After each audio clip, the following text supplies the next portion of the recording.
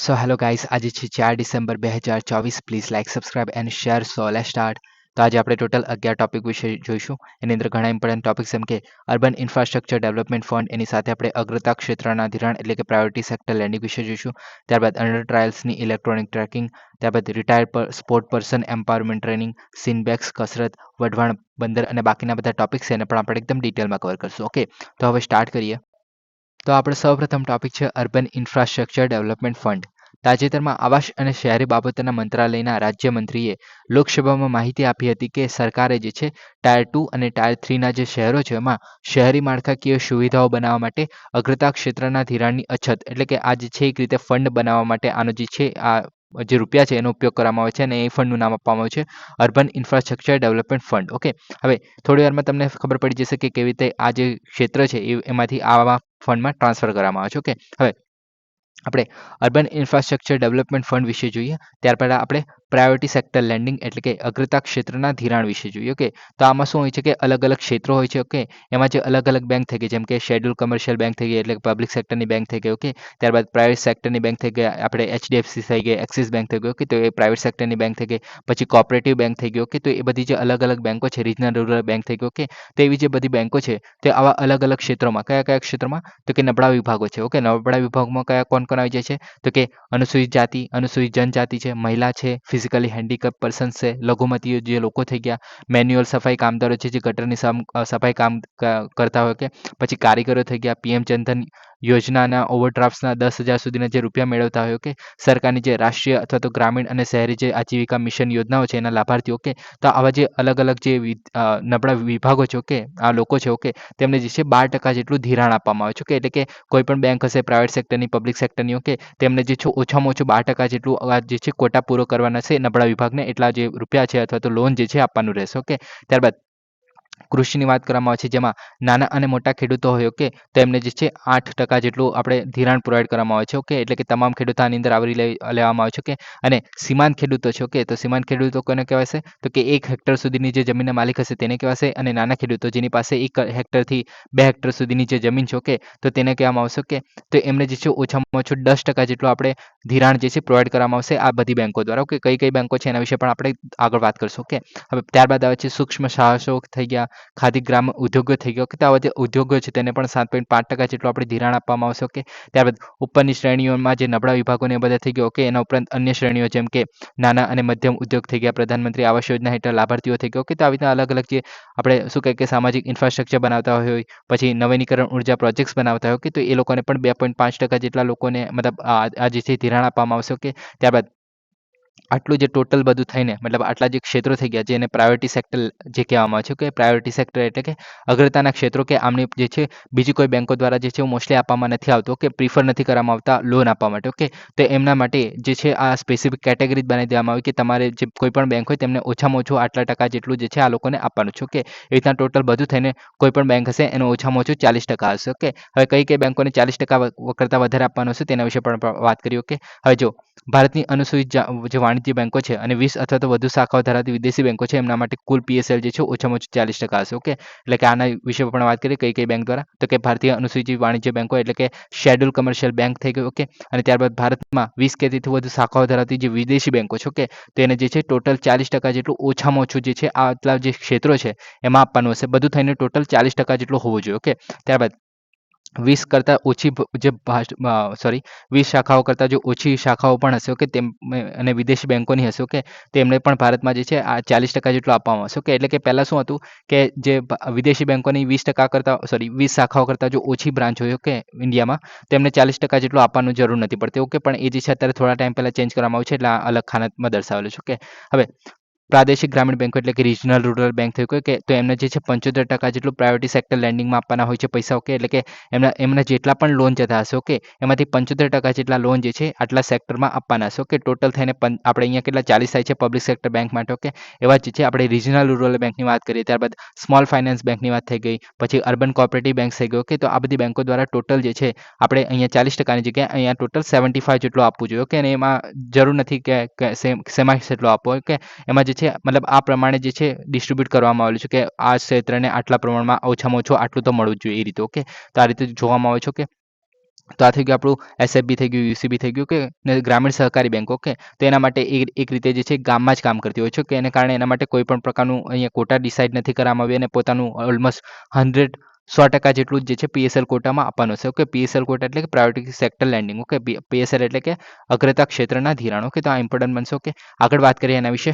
તો કે હવે ન્યૂનતમ કોટા છે. પહેલાં તો આ યાદ રાખવું કે પીએસએલ કોટા જે છે ન્યૂનતમ જરૂરિયાતો છે. ઓકે, એટલે કે મહત્તમ મર્યાદા નથી. ઓકે, એટલે કે ધારો કે અહીંયા જો આપણે એસસીબીની વાત કરીએ, ઓકે, તો એસસીબીમાં જે છે લખ્યું છે કે 40% જેટલું આપવું જોઈએ ઓછામાં ઓછું. કે પણ એમને જો 60% જેટલું આપવું હશે તો એ લોકો કંઈ ના નહીં પાડે. ઓકે, આ ક્ષેત્રમાં જો આના કરતાં શું કહી ગયું, આ અલગ અલગ ક્ષેત્રમાં જો એમને 60% જેટલું લોન આપવું હશે તો એમને સરકારને ના નથી પાડી. ઓકે, સરકારે ના નથી પાડતી, અથવા તો આરબીઆઈ પણ એમને ના નથી પાડતી. ઓકે, એ આપી શકે છે. ઓકે, પણ એમને ઓછામાં ઓછું એટલે કે 40% તો મિનિમમ એમને આપવું જ પડશે. ઓકે, ત્યારબાદ બેંકો જે છે નબળા વર્ગોને લઘુત્તમ કોટા કરતાં વધુ ફાળવી શકે છે. જેમ મેં કીધું કે લઘુત્તમ 12% છે, તો એને બદલે 60% પણ આપી શકે છે. ઓકે, એ રીતે. ઓકે, હવે પરોક્ષ લોન. ઓકે, તો હવે શું હોય છે કે ધારો કે આપણે એચડીએફસીની વાત કરીએ. ઓકે, તો એચડીએફસી જે છે એક રીતે પ્રાઇવેટ સેક્ટરની બેંક છે. ઓકે, તો એના જે છે ઓછામાં ઓછું 40% જેટલું તો આપવું જ પડશે પીએસએલ કોટામાં. ઓકે, પણ એચડીએફસી સાથે એક નોન બેન્કિંગ ફાઇનાન્શિયલ કંપની પણ જોડાયેલી છે. ઓકે, હવે એનું નામ નથી ખબર મને અત્યારે, પણ એ જે છે એક રીતે કંપની જોડાયેલી છે, જે એક રીતે પ્રાઇવેટ કંપની છે. ઓકે, એચડીએફસી બેંક છે એની સાથે જોડાયેલી છે. ઓકે, તો એચડીએફસી બેંક જે છે એ આની સાથે જોડાયેલી છે. તો આ જે નોન બેન્કિંગ ફાઇનાન્શિયલ કંપની છે, ઓકે, તો એ જે છે પીએસએલ કોટાના જે અલગ અલગ કેટેગરી છે અને ધિરાણ આપે છે, એ લોકોને લોન આપે છે. એટલે કે આ લોકોને લોન આપે છે. ઓકે, જે એનબીએફસી છે તેના દ્વારા આ લોકોને લોન આપે છે. તો એ જે લોન જે છે એ એચડીએફસીના ખાતામાં જ ગણવામાં આવશે. ઓકે, આ બેંકના જે પીએસએલ કોટા છે, એચડીએફસીનો જે પીએસએલ કોટા હશે જે 40% સુધીનો છે. ઓકે, તો તેની અંદર જે છે એનબીએફસી દ્વારા ધિરાણ આપવામાં આવેલું હોય તો પણ આ જે છે એચડીએફસીમાં જ ગણવામાં આવશે. ઓકે, તો આ થઈ ગયું. ઓકે, આગળ વાત કરીએ તો કે પીએસએલ કોટા પૂર્ણ કરવામાં નિષ્ફળતા. ઓકે, હવે માની લો આપણે આગળ જે ફંડ બનાવવામાં આવ્યું છે તે આના પર જ ડિપેન્ડન્ટ છે. ઓકે, જે પીએસએલ કોટા પૂર્ણ કરવામાં નિષ્ફળતા એટલે કે શું છે, ધારો કે એચડીએફસી ઓછામાં ઓછું 40% આપવાનું હતું. ઓકે, પણ એ જે છે 40% નથી આપી શક્યો, એની જગ્યાએ 20% આપ્યું છે. ઓકે, તો એને જે 20% જેટલું જે ઓછું જે પૈસા આપ્યા છે, તો ધિરાણ આપવાનું હતું બાકી રહી ગયું છે, તો 20% જેટલા પૈસા બચી ગયા છે એની પાસે જે લોન આપવાના હતા. ઓકે, તો આ જે લોન નહીં આપ્યા હોય તે શું કરશે, તો કે આ જે છે આપણે ફંડ બનાવવામાં આવેલું છે. કે આ ફંડ જે છે નાબાર્ડ હેઠળ બનાવવામાં આવેલું છે. કે એનું નામ શું છે, તો ગ્રામીણ ઇન્ફ્રાસ્ટ્રક્ચર ડેવલપમેન્ટ ફંડ જે છે તે બનાવવામાં આવેલું છે. કે તો આની હેઠળ ટ્રાન્સફર થઈ જશે. ઓકે, આમાં લખેલું છે જે બેંકો જે છે પીએસએલ કોટાને પૂર્ણ કરવામાં નિષ્ફળ જાય છે તેમને ચોક્કસ ભંડોળને અછતની રકમ એટલે કે જેટલી રકમ જેટલી બાકી હશે 20% જેટલી આપણે માની લીધું કે 20% જેટલી બાકી હતી એચડીએફસીની, તે જે છે જમા કરવામાં આવશે. કોમાં, તો કે નાબાર્ડ હેઠળ જે ગ્રામીણ ઇન્ફ્રાસ્ટ્રક્ચર ડેવલપમેન્ટ ફંડ છે એમાં. ઓકે, એવી રીતના જ આપણે અર્બન ઇન્ફ્રાસ્ટ્રક્ચર ડેવલપમેન્ટ ફંડ જે છે બનાવવામાં આવ્યું છે. કે તેમાં પણ આ જ વસ્તુ છે. ઓકે, એટલે કે આમાં પણ ટ્રાન્સફર થઈ શકે છે, અથવા તો અર્બન ઇન્ફ્રાસ્ટ્રક્ચર ડેવલપમેન્ટ ફંડમાં પણ ટ્રાન્સફર થઈ શકે છે. ઓકે, ત્યારબાદ સીડબી, નેશનલ બેંક, હાઉસિંગ બેંક, પછી મુદ્રા લિમિટેડ વગેરે હેઠળ અન્ય ભંડોળ પણ બનાવવામાં આવે છે. આ અન્ય ભંડોળમાં જ આપણે અર્બન ઇન્ફ્રાસ્ટ્રક્ચર ડેવલપમેન્ટ ફંડની વાત કરીશું. ઓકે, હવે થાપણો પર વ્યાજ. ઓકે, તો મતલબ આ જે છે હવે આમને શું કહેવાશે કે અંડર અચીવર બેંક. ઓકે, તો આમાં શું હશે કે ધારો કે એચડીએફસી 20% જેટલું નથી આપ્યું. ઓકે, તો આ 20% જેટલું એને પૂર્ણ નથી કર્યું, તો એમને કહેવામાં આવશે અંડર અચીવિંગ બેંક. ઓકે, એટલે કે એમને જેટલું કામ કરવામાં મતલબ જેટલું ધિરાણ આપવાની હતી એટલી નથી પૂરી કરી. ઓકે, તો એ જે છે ડિપોઝિટ કરેલા નાણાં પર ઓછા વ્યાજ મળશે. ઓકે, એટલે કે આ શું હશે કે આ જે અંડર અચીવર બેંક હશે. ઓકે, તો એના પૈસા જે ટ્રાન્સફર થઈ ગયા છે આરઆઈડીએફમાં અથવા તો યુઆઈડીએફમાં. ઓકે, યુઆઈડીએફ વિશે આપણે ટોપિકનું નામ જ છે urban infrastructure development fund. Okay, તેમાં ટ્રાન્સફર થઈ ગયા છે, પણ એમાં જે છે એક રીતે ઓછું વ્યાજ મળશે. ઓકે, હવે બેંકો પાસે પોતાનું એસેટ શું છે, એસેટ એટલે કે બેંકો ચાલે છે એના પર છે, પૈસા પર. ઓકે, પૈસા ના હોય તો બેંકનું કામ નહીં થાય. ઓકે, પણ હવે જો પૈસા જે છે એની પાસેથી લઈને 20% જેટલા એના આપવાના હતું લોન પ્રમાણે. ઓકે, જેને એના 8 કે 9% જેટલું વ્યાજ મળતું. ઓકે, પણ એવું નહીં થાય, કેમ કે આમાં જે છે ઓછા વ્યાજ મળશે. ઓકે, એ નોર્મલ લોકોને આપતું તો એને 8 થી 9% આપણે મળી શકતું હતું, જેમ કે આપણે હાઉસિંગ લોનની વાત કરીએ અથવા તો ગાડી માટેની લોનની વાત કરીએ. ઓકે, ત્યારે એને વ્યાજ વધારે મળી શકતું હતું. ઓકે, પણ આવા જો ફંડમાં એને ટ્રાન્સફર કરી દેવામાં આવશે એના પૈસા 20% જેટલા, તો એ જે છે એના પર ઓછું વ્યાજ મળશે, 2 થી 3% જેટલું પણ હોઈ શકે છે. ઓકે, એટલે કે બેંક રેટ સાથે જોડાયેલું હોય છે. ઓકે, તો એને કારણે જે છે એને એક રીતે નુકસાન થઈ ગયું અને પાછું લાંબા ગાળા માટે રોકાઈ જશે આ પ્રોજેક્ટમાં. ઓકે, કેમ કે આપણે પ્રોજેક્ટની વાત કરીએ તો આપણે આગળ જોઈશું કે અર્બન ઇન્ફ્રાસ્ટ્રક્ચર ડેવલપમેન્ટ ફંડ માટે જે છે 7 વર્ષ માટે જે છે એમના પૈસા રોકાઈ જવાના છે. ઓકે, તો એ રીતે આપણે આની અંદર કામ કરવામાં આવે છે. ઓકે, તો એને કારણે બેંકને નુકસાન થાય છે. એને કારણે જે બેંકો છે મોસ્ટલી કાર્ય કરતી હોય છે કે પીએસએલ કોટા જે છે પૂર્ણ કરી શકે. ઓકે, તો એ રીતે કામ કરતો હોય છે. ઓકે, આગળ વાત કરીએ આની અંદર તો કે આ જે છે બજેટ 2023 છે એની અંદર જાહેરાત કરવામાં આવેલી ઓકે તો કે પીએસએલની અછત જે નાણાં છે ઓકે તેને મળવા માટે અર્બન ઇન્ફ્રાસ્ટ્રક્ચર ડેવલપમેન્ટ ફંડની રજૂઆત કરવામાં આવે છે ઓકે હવે ગ્રામીણ અને શહેરી માળખાકીય વિકાસ ભંડોળ તો આનું નામ છે okay urban infrastructure development fund. તો એ ક્યારે બનાવવામાં આવેલું તો કે 1995-96 બનાવવામાં આવેલું કોના દ્વારા તો કે નાબાર્ડ દ્વારા. નાબાર્ડનું ફૂલ ફોર્મ શું છે? National bank for the agriculture and rural development. Okay તો આ જે છે રૂરલ ડેવલપમેન્ટ માટેનું કામ કરે છે ઓકે અને આમાં હેતુ શું છે તો કે કૃષિ સામાજિક ક્ષેત્રો થઈ ગયા, ગ્રામીણ કનેક્ટિવિટી પ્રોજેક્ટ થઈ ગયા જેમ કે રોડ બનાવવા, સ્કૂલો બનાવવા, હોસ્પિટલ બનાવવા ઓકે તેના માટે ભંડોળ પૂરું પાડશે. એવી રીતના જે છે urban infrastructure development fund okay તો આમાં જે આગળ વાત કરી કે આપણે ટાયર 2 અને ટાયર 3 ના શહેરો ઓકે તો કે એમાં કયું ટાયર 2 શહેરો કોના કહેશે તો કે એમાં જે વ્યસ્તી જે છે 50,000 થી 99,999 હશે ઓકે અને જે ટાયર 3 ના શહેરો એટલે કે 20,000 થી 49,999 હશે ઓકે તો આ બંને જે આપણે ટાયર 2 અને ટાયર 3 શહેરો કયા હશે ઓકે હવે યુઆઈડીએફની સ્થાપના જે છે 2023માં બજેટમાં આપણે કરવામાં આવેલું ઓકે મતલબ ખાલી કહેવામાં આવેલું કે કોના દ્વારા તો કે નેશનલ હાઉસિંગ બેંક દ્વારા ઓકે અને જે છે અત્યારે બની ગયું છે ઓકે શહેરી માળખાકીય જે પ્રોજેક્ટ માટે ભંડોળ પૂરું પાડવું ખાસ કરીને ઓકે તો આમાં જે ખાસ કરીને જે છે ટાયર 2 અને ટાયર 3 ના જે શહેરો છે તેના માટે હવે શહેરી માળખાકીય પ્રોજેક્ટ્સ એટલે શું તો કે આપણે રોડ બનાવવા, હોસ્પિટલો બનાવવા એવું બધું જે આપણે જે ઇમ્પોર્ટન્ટ જે માળખાકીય પ્રોજેક્ટ છે તેને કહેવાશે ઓકે તો એની અંદર જે છે મતલબ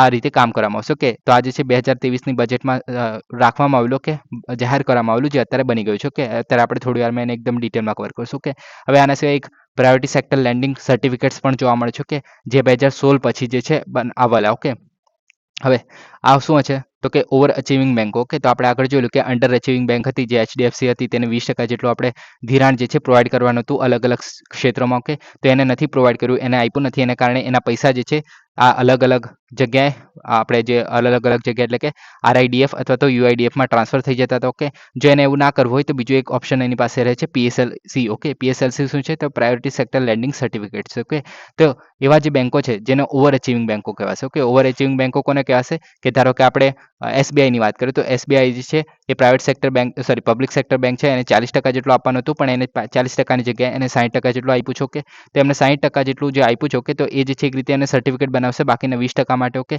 એ સર્ટિફિકેટ જે છે એ એચડીએફસીને આપીને પછી જે એચડીએફસી જે પોતાનો કોટા જે હતો 40% પૂરો કરવાનો એ પૂરો કરી શકે છે ઓકે અને આ સર્ટિફિકેટ પર જે પૈસા પણ લઈ શકે છે જે એસબીઆઈ જે છે તે માંગી શકે છે ઓકે તો રીતે આખું જે પીએસએલ સર્ટિફિકેટ જે છે ચાલે છે ઓકે તો આ રીતે વેચાણમાંની મંજૂરી પણ આપવામાં આવે છે આરબીઆઈ દ્વારા ઓકે પછી પીએસએલ શોર્ટફોલ મેનેજમેન્ટ જે મેં કીધું કે પીએસએલસીની ખરીદી કરીને જે પીએસએલ કોટાની પૂર્ણ કરી શકતી નથી એવી બેંકો જે અંડર અચીવિંગ બેંકો છે ઓકે તે ઓવર અચીવિંગ બેંકો પાસેથી જે આરઆઈડીએફ અથવા તો યુઆઈડીએફ વગેરેમાં અછતની રકમ જમા કરાવી આવશ્યક બને છે ઓકે તો એ જે ના કરવું હોય કે તો આ સર્ટિફિકેટ ખરીદીને પોતાનો જે ઓછા પડેલા જે કોટા છે ઓકે જે ક્ષેત્રમાં આપવાનું હતું 20% જેટલું એચડીએફસીનું રહી ગયેલું ઓકે તો તે આપી શકે છે એને પોતાનો જે શું કહે કે એક રીતે કોટા જે હતો કે 40%નો કોટા જે પૂરો કરવાનો હતો 40% એચડીએફસી પૂરો કરવાનો હતો તે પણ પૂરો કરી શકે છે ઓકે એને કારણે આ સર્ટિફિકેટ પણ ઇમ્પોર્ટન્ટ બને છે ઓકે તો આ થઈ ગયું ઓકે હવે અર્બન ઇન્ફ્રાસ્ટ્રક્ચર ડેવલપમેન્ટ ફંડ વિશે આપણે વાત કરીએ ઓકે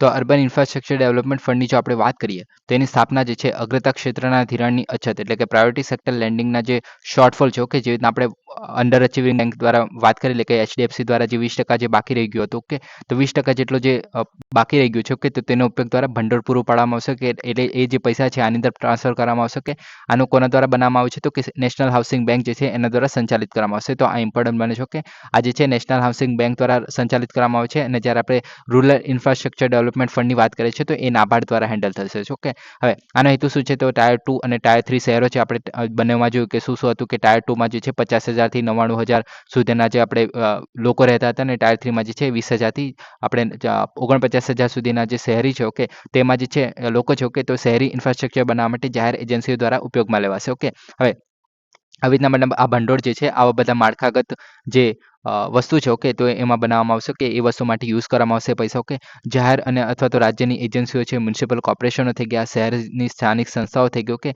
શહેરની માળખાકીય વિકાસ માટે રાજ્ય સરકાર અથવા તો કેન્દ્ર શાસિત જે પ્રદેશો છે એના પ્રયત્નોને પૂરક બનાવવાનો હેતુ ધરાવે છે ઓકે હવે આના વિશે આગળ વાત કરીએ તો ધિરાણ તો કે મૂળભૂત સેવા માટે ધિરાણનો સ્થિર અને અનુમાનિત સ્ત્રોત માનવામાં આવશે કેમ કે આપણે આગળ જોયું કે આમાં અલગ અલગ જગ્યાએ રૂપિયા આપવામાં આવશે જેમ કે ગટર વ્યવસ્થા થઈ ગઈ ઘન કચરો વ્યવસ્થાપન થઈ ગયું પાણીનો પુરવઠો થઈ ગયો સ્વચ્છતા થઈ ગઈ ગટર સ્ટોમ વોટર ડ્રેઇનનું કામકાજ થઈ ગયું કે તો એ બધા માટે સુધારણા માટે કામ કરવામાં આવશે કે હવે આમાં સ્થિર અને અનુમાનિત સ્ત્રોત કેવી રીતના કેમ કે આપણે આગળ જોઈશું કે આમાં જે છે 7 વર્ષ સુધી જે છે આનામાં પૈસા આપવામાં આવે છે કે આ ફંડ હેઠળ કે અને જે લોકોથી જે 20% જેટલું HDFC થી પૂર્ણ નથી થયું કે તો એમના દ્વારા જે છે 7 વર્ષ સુધી પૈસા પણ આની અંદર રોકાઈ શકે છે કે અને ઓછા ધિરાણે તે પણ ઓકે ત્યારબાદ આ જે છે પ્રારંભિક કોર્પસના 10,000 કરોડ જે છે આની અંદર આપવામાં આવે છે કે ફ્રેમવર્કની વાત કરીએ તો ગ્રામીણ ઇન્ફ્રાસ્ટ્રક્ચર ડેવલપમેન્ટ ફંડ છે ઓકે તેની લાઈન પર જ બનેલ છે કે આપણે આગળ જોયું કે ગ્રામીણ ઇન્ફ્રાસ્ટ્રક્ચર ડેવલપમેન્ટ ફંડ જે છે નાબાર્ડ હેઠળનો હતો કે તો એની લાઈનમાં જ જેમાં કેવી રીતના PSL કોટાના જે ક્ષેત્રમાં જો આપવામાં ના આવ્યું હોય બેંકો દ્વારા તો એની અંદર આની અંદર ટ્રાન્સફર થતા તો એના જેવું સેમ છે ઓકે આને પણ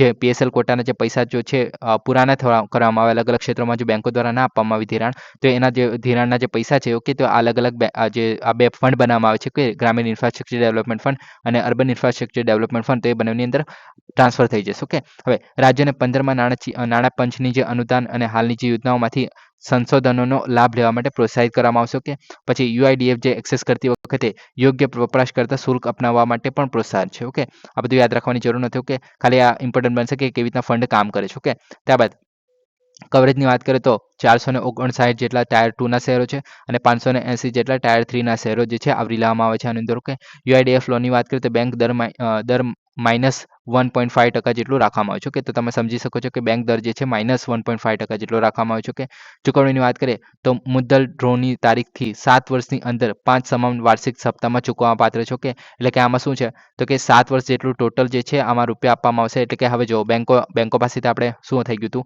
આપણે એક્ઝામ્પલ તરીકે લઈ લઈએ આપણે HDFC વાળું લઈએ તો HDFCના જે છે 20% જેટલું આપણે પૂરું નથી થયું ઓકે તો કે 20% જેટલું આપણે પ્રાયોરિટી સેક્ટર લેન્ડિંગ ક્ષેત્રમાં આપવાનું હતું કે તો એ ક્ષેત્રમાં નથી અપાયું કે તો આ જે પૈસા છે એ હવે આ ફંડમાં ટ્રાન્સફર કરી દેવામાં આવે છે રૂરલ ઇન્ફ્રાસ્ટ્રક્ચર ડેવલપમેન્ટ ફંડ અથવા તો અર્બન ઇન્ફ્રાસ્ટ્રક્ચર ડેવલપમેન્ટ ફંડમાં ઓકે તો આ જે ફંડ છે એમાં ટ્રાન્સફર કરી દેવામાં આવે છે કે હવે આજે એના 20% પૈસા છે એ જતા નથી રહ્યા ઓકે એ જે છે 7 વર્ષ માટે અથવા તો આમાં લખ્યું છે કે 7 વર્ષ માટે જે છે આમાં રાખવામાં આવશે ઓકે હવે 7 વર્ષ માટે જે છે એક રીતે HDFCના આ પૈસા જે છે રોકાઈ ગયા છે તે પણ -1.5%ના વ્યાજ દર પર ઓકે તો તમે સમજી શકો છો કે હવે આજે 7 વર્ષ માટે રોકાઈ ગયા તો આ પૈસા એને પાછા તો આપવાના જ છો કે 7 વર્ષ પછી પણ ઓકે તો 20% જે પૈસા છે એને પાછા આપવાના છો કે તો જે અલગ અલગ જે આપણે શું કહે કે રાજ્યની જે આપણે શું કહે કે શહેરો દ્વારા જે પૈસા લેવામાં આવે છે કે તો એમને લોન પર જ લેવામાં આવશે કે અને લોનની જે દર છે એક રીતે તે 7 વર્ષનો રાખવામાં આવે છે કે એ લોકો માટે કે જે શહેરો જે છે એમને જે લોન લીધું છે કે તો એ 7 વર્ષ માટેનું હશે ઓકે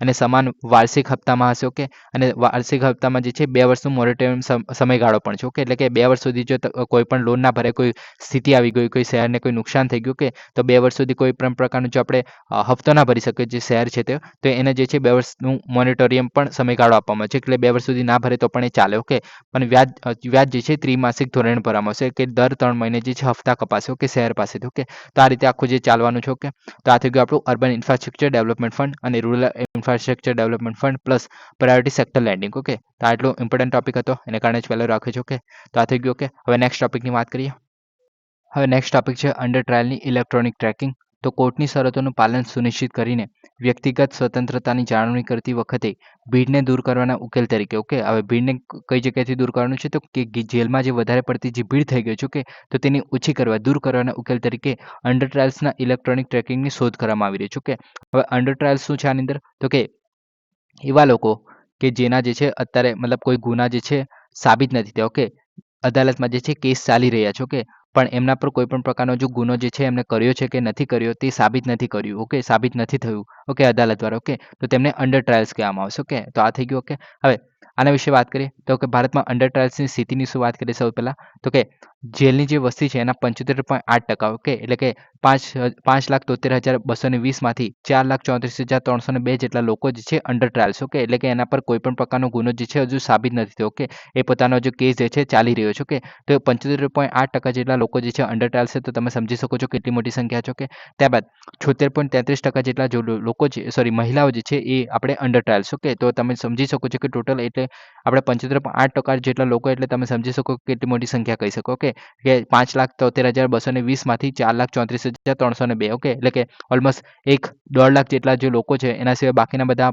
4,34,302 લોકો જે છે ઓલમોસ્ટ અંડર ટ્રાયલ્સ ઓકે લાંબા સમય સુધી એટલે કે અટકાયત જોવા મળે છે. એટલે કે 8.6% જેટલા અંડર ટ્રાયલ્સ જે છે એ 3 વર્ષથી વધુ સમયથી જેલમાં છે. ઓકે. એટલે કે 3 વર્ષથી જે છે એમના પર કેસ જ ચાલી રહ્યો છે. એનું કોઈ પણ પ્રકારનું હજુ કન્ક્લુઝન નથી આવ્યું કે એને કારણે જે છે 8.6% જેટલા લોકો જે છે એ હજુ જેલમાં છે. ઓકે. તો તમે સમજી શકો છો કે 3 વર્ષ તમારું કેસ ચાલી જ રહ્યો છે હજુ. ઓકે. ને એનું કોઈ સોલ્યુશન નથી આવ્યું. ઓકે. તેને કારણે ન્યાયિક વિલંબને પ્રતિબિંબિત કરે છે. ઓકે. હવે જેલમાં વધુ ભીડ તો કે જેલમાં 4,36,266ની ક્ષમતા સામે 131% જેટલું ઓક્યુપન્સી પર કામ કરે છે. ઓકે. એટલે કે આપણે 100% જેટલી હોવી જોઈએ. એની સામે 31% જેટલું વધારે આપણે જોવા મળે છે. ઓકે. કલમ 39A હવે 39A બધાને ખબર જ છે કે આપણે ઇન્ડિયા જે છે તો એનામાં મુફ્ત આપણે કેસો માટે જે ગરીબ લોકો છે. ઓકે. તો એમને જે છે આપણે નાલસા જે જોવા મળે છે. ઓકે. તો એના દ્વારા ફ્રીમાં આપણે એડવોકેટ છે, વકીલ છે, પછી વકીલ માટેના જે ખર્ચ છે. ઓકે. પૈસા માટેનો જે પેપર વર્ક માટેનો જે ખર્ચ. ઓકે. તો એ બધું જે છે આપવામાં આવે છે ગરીબ લોકોને કે જે અફોર્ડ નથી કરી શકતા, કેસ લડવા માટે પૈસા નથી હોતા એ લોકો માટે. ઓકે. તો એ પણ આપણે એ હોવા છતાં અપૂરતા વકીલ ટુ કેદી ગુણોત્તર જોવા મળે છે. કે વકીલ ટુ કેદી ગુણોત્તર એટલે શું કે કેદીની સંખ્યા વધારે છે અને એની સામે વકીલની સંખ્યા ઘણી ઓછી જોવા મળે છે. કે તો એને કારણે આ જે છે અંડર ટ્રાયલ્સ જે છે ઘણા લાંબા સમય સુધી ખેંચાઈ જાય છે. કે અને મફત કાનૂની સહાયની જે એક્સેસ છે એનો અભાવ જોવા મળે છે એને કારણે પણ. ઓકે.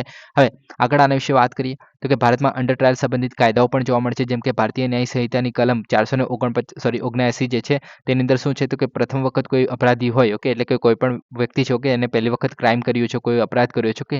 તો તેની મહત્તમ સજાનો 1/3 સજા જો એને ભોગવી લીધી હોય. ઓકે. એટલે કે 1/3 જેટલી એને સજા ઓલરેડી ભોગવી લીધી છે તો એ જે છે ભોગવ્યા પછી મુક્ત થવાનો પણ પાત્ર છે. ઓકે. એટલે કે એના પર જો હજુ કેસ ચાલી રહ્યો હોય કે અને એના પછી જે એને 1/3 એટલે કે એને માની લો કે કોઈ ચોરીનો ગુનો છે કે એને 1 વર્ષની સજા થવાની હતી. ઓકે. એની જગ્યાએ એને મતલબ એક વર્ષની સજા થવાની હતી પણ એને 4 મહિના જેટલા જે છે જેલમાં કાઢી લીધા છે. ઓકે. તો ત્યાર પછી એ મુક્ત થઈ શકે છે. ઓકે. પણ આ કોને નહીં લાગુ થતું તો કે બહુવિધ ગુનાઓ જે છે અથવા તો ચાલુ તપાસની લાગુ પડતું નથી. ઓકે. એટલે કે બહુવિધ ગુનાઓ. ઓકે. બહુવિધ ગુના એટલે કે ઓલરેડી એને એક ગુનો કરેલો હતો. ઓકે. અને ત્યાર પછી એને ફરીથી એકવાર ગુનો કર્યો છે અને બીજા ચાલુ તપાસની લાગુ પડતો નથી. એટલે કે ચાલુ તપાસ એટલે કે હાલમાં જો કોઈ કેસ ચાલી રહ્યો હોય તો તે લોકોને પણ નહીં લાગુ પડે. ઓકે. તો આ તમે સમજી શકો છો. ત્યારબાદ CRPCની કલમ 436A છે એની હેઠળ શું છે તો કે under trial. Okay. Under trial એટલે કે જેના પર હજુ કેસ ચાલી રહ્યા છે. ઓકે. તો જેઓ જે છે અડધી મહત્તમ સજા ભોગવી લે. ઓકે. એટલે કે એમને 2 વર્ષની સજા થવાની હશે કોઈ ગુના માટે. ઓકે. તો એમાંથી 1 વર્ષ એને ભોગવી લીધું. ઓકે. તો એ જે છે વ્યક્તિગત બોન્ડ પર મુક્ત થઈ શકે છે. વ્યક્તિગત બોન્ડ શું છે તો કે હવે આપણે બધાને ખબર છે કે જામીન જે છે લેતા હોઈએ છીએ આપણે અદાલત પાસેથી અથવા તો આપણે પોલીસ સ્ટેશન પાસેથી. ઓકે. અલગ-અલગ આપણે બોન્ડના ટાઈપ આપણે જામીનના ટાઈપ આવે છે એના વિશે આપણે બીજા કોઈ દિવસે વાત કરીશું. બેલ આપણે આગળ બી એકવાર ડિટેલમાં વાત કરી લીધી છે. ઓકે. એટલે અહીંયા નથી કરતા. પણ આમાં શું હોય છે કે આપણે જો મતલબ કોઈ આપણે વ્યક્તિએ ગુનો કર્યો છે. ઓકે. તો હવે જો નોન બેલેબલ ઓફેન્સ હોય તો તેની અંદર બેલ નહીં મળે. ઓકે. પણ બેલેબલ ઓફેન્સ હોય તો તેની અંદર બેલ મળી શકે છે. ઓકે. તો એ જે બેલ આપણે જોઈતી હોય. ઓકે. તો એ જે છે એના માટે આપણે સ્પેસિફિક પૈસા ભરવા પડતા હોય છે. ત્યારબાદ એ લોકો જે છે એ છોડી દે છે. ઓકે. કે અમુક સમય માટે બેલ મળી જાય છે એ રીતેનું હોય છે. ઓકે. હવે વ્યક્તિગત બોન્ડમાં શું હોય છે તો કે બેલ જેવું જ હોય છે પણ આમાં શું હોય છે કે ધારો કે એ અડધી મહત્તમ સજા એટલે કે 2 વર્ષનું જગ્યાએ હવે મતલબ 1 વર્ષ એને ભોગવી લીધી છે. ઓકે. 2 વર્ષ એને ભોગવવાનું હતું પણ 1 વર્ષ એટલે એને ભોગવી લીધી છે. ઓકે. તો એ જે છે વ્યક્તિગત બોન્ડ. તો વ્યક્તિગત બોન્ડમાં શું હોય છે કે કોઈ પણ પ્રકારના પૈસા નથી આપવામાં આવતા અને એ ખાલી લખીને આપી દેશે કે જ્યારે પણ કેસ માટે જે કોર્ટ દ્વારા એને બોલાવવામાં આવશે તો એ જે છે ઉપસ્થિત હશે. ઓકે. તો એવું લખીને આપી દેશે તો એને જે છે એક રીતે CRPCની કલમ 436 હેઠળ એને મુક્ત થવાનો અધિકાર જોવા મળે છે. ઓકે. ત્યારબાદ મૃત્યુ અથવા તો આજીવન કેદની જો સજા હોય. ઓકે. તો એવા કેસોમાં જે છે મતલબ આ જે શરત છે એ લાગુ નથી પડતી. ઓકે. એટલે કે આની અંદર જે છે કોઈ પણ પ્રકારની છૂટ નથી આપવામાં આવતી. કે હવે આગળ વાત કરીએ ન્યાયિક દિશાઓ તો કે જેલની જે સ્થિતિ છે એના અંગે સર્વોચ્ચ અદાલતની PIL પણ જોવા મળેલી 2013માં જેમાં અંડર ટ્રાયલની સમયસર ઓળખ અને મુક્તિ પર ભાર મૂકવામાં આવેલો. ઓકે. પછી અનુચ્છેદ 21 જોવા મળે છે. ઓકે. અનુચ્છેદ 21 આપણને બધાને ખબર છે રાઇટ ટુ લાઈફ છે. Okay. Right to dignified life. Okay. એટલે કે મૂળભૂત અધિકાર છે આપણને બધાને ખબર છે કે જે ઝડપી ટ્રાયલને મજબૂત બનાવે છે કેમ કે અંડર ટ્રાયલ છે. ઓકે. અંડર ટ્રાયલમાં શું હોય છે કે તમારે પર હજુ ગુનો સાબિત નથી થયો. ઓકે. અને તેમ છતાં તમે સજા કાપી રહ્યા છો. ઓકે. તો એ વસ્તુને આપણે શું કહે કે એક રીતે તમારો જે આર્ટિકલ 21 છે જે રાઇટ ટુ લાઈફ છે જે તમારે શું કહે કે શું કહે કે ડિગ્નિટી ફૂલ જે લાઈફ જે જીવવાનો અધિકાર છે એક રીતે રૂંધાઈ રહ્યો છે. કે જે મૂળભૂત અધિકાર જે છે છીનવાઈ રહ્યો છે. કે એને કારણે આજે છે એક રીતે મહત્વનું બને છે. કે ત્યારબાદ હવે જે અંડર ટ્રાયલ્સની ઇલેક્ટ્રોનિક ટ્રેકિંગની જો આપણે વાત કરીએ તો આની અંદર શું છે તો કે જેલની બહાર અંડર ટ્રાયલ્સની દેખરેખ. ઓકે. એટલે કે જેના પર હજુ ગુનો સાબિત નથી થયો અથવા તો કેસ જે ચાલી રહ્યો છે તો એવા લોકોને આપણે જેલની બહાર રાખીને. ઓકે. જેલમાં નહીં પૂરવાનું અને જેલની બહાર રાખીને એમના પર GPS સક્ષમ જે ઉપકરણો જેમ બી મોનિટરિંગ સિસ્ટમ છે એનો ઉપયોગ કરવામાં આવશે. એટલે કે પગમાં તમારા જે છે આવી રીતે એક ડિવાઇસ બાંધી દેવામાં આવશે. ઓકે. તો જે કાનૂની શરતોનું પાલન સુનિશ્ચિત કરે છે પ્લસ આપણે કેદ ઘટાડવાનો હેતુ ધરાવે છે. ઓકે. તો એને કારણે ઇમ્પોર્ટન્ટ બનશે કે તમારા પગ પર આવી રીતના બાંધી દેશે તો તમે કઈ જગ્યાએ ફરો છો, 24 કલાક તમારા પર ધ્યાન રાખી શકાશે જીપીએસના સિસ્ટમથી. ઓકે, એટલે કે તમારા ઉપર, એટલે કે જેનો ગુનો કર્યો છે તે વ્યક્તિ પર. ઓકે, અને એના પર કેસ ચાલતો હશે ત્યારે એ ઉપલબ્ધ પણ રહેશે. ઓકે, તેની સુનિશ્ચિતતા પણ કરી શકાશે. ઓકે, તો આ રીતે આ વસ્તુ જે છે કામ કરે છે. ઓકે, હવે ઇલેક્ટ્રોનિક ટ્રેકિંગના પ્રકારની વાત કરીએ તો જીપીએસ સક્ષમ પગની ઘૂંટીમાં મોનિટર્સ બાંધવામાં આવશે કે જે રિયલ ટાઈમ સ્થાન ટ્રેકિંગ ઉપકરણ છે. કે ત્યારબાદ આ જે છે રેડિયો ફ્રીક્વન્સી આઇડેન્ટિફિકેશન છે એના પર કામ કરે છે. કે જે નિયુક્ત વિસ્તારોની નિકટતા પર નજર રાખે છે. ઓકે, ત્યારબાદ મોબાઈલ એપ્લિકેશન છે, સ્માર્ટફોન આધારિત સ્થાન અને સ્થિતિની જાણ કરી શકાય છે. ઓકે, પછી બાયોમેટ્રિક સિસ્ટમ પણ જોવા મળશે આની અંદર. ઓકે, કે એ જે છે વ્યક્તિ જે છે પોતે જાતે રિમૂવ નથી કરી શકતો. ઓકે, જે ફિંગરપ્રિન્ટ અથવા તો ચહેરાની ઓળખ અથવા તો વોઇસ પ્રમાણીકરણ મળશે ત્યારબાદ જ આ જે છે પગમાંથી છૂટું થઈ શકે. કે જાતે નહીં છૂટું પાડી શકો. કે તમે જો એક મૂવી જોયો હશો એન્ટમેન એન્ડ ધ વેબ્સ કરીને. ઓકે, તેમાં જે છે એન્ટમેનના પગમાં પણ આવું એક વસ્તુ બાંધવામાં આવેલું છે કે જેથી એના પર નજર રાખી શકાય. તમે મૂવી જોયો તો તમને ખ્યાલ હશે. ઓકે, આગળ વાત કરીએ આના વિશે. તો કે ફાયદા શું છે આના? તો કે ખર્ચ અસરકારકતા જોવા મળે છે. તો કે જેલવાસ કરતાં નોંધપાત્ર રીતે સસ્તું પડે છે. કેવી રીતે? તો કે આપણે ઉદાહરણ જોઈએ તો ઓડિશાના વાર્ષિક અંડર ટ્રાયલનો જે ખર્ચ જે છે 1 લાખ રૂપિયા જોવા મળે છે. ઓકે, એટલે કે એક વ્યક્તિ પાછળ આપણે અંડર ટ્રાયલ ફક્ત એક વ્યક્તિ છે એની પાસે આપણે 1 લાખ રૂપિયા ખર્ચ કરીએ છીએ ફક્ત જેલમાં પૂરવા માટે. ઓકે, અને એની સામે જો આપણે ટ્રેકર 10 થી 15,000ના આવતા હોય છે. ઓકે, અને એ જો વ્યક્તિ પર આપણે લગાડી દઈએ તો એ જે છે પહેલાં તો એ પોતે બહાર પણ ફરતો હશે પ્લસ એના પર આપણે નજર પણ રાખી શકીએ છીએ. ઓકે, તો એ બંને ફાયદા થાય પ્લસ આપણો ખર્ચો પણ ઓછો થઈ શકે છે આ રીતે. ઓકે, પછી જેલોની ભીડ ઓછી કરે છે. આપણે આગળ જોયું કે 131% ક્ષમતા પર કામ કરે છે અત્યારે. ઓકે, એટલે કે 31% જેટલા વધારે લોકો જોવા મળે છે. તેથી જો આપણે આઉટ ટ્રેકર્સનો જે ઉપયોગ કરીએ તો જેલમાં ભીડને દૂર કરી શકાય છે. કે એનામાં મદદ કરી શકાય છે. કે અંડર ટ્રાયલને કામ કરવા, પરિવારની સંભાળ રાખવા અને કલંક ટાળવા દે છે. કે કેવી રીતે?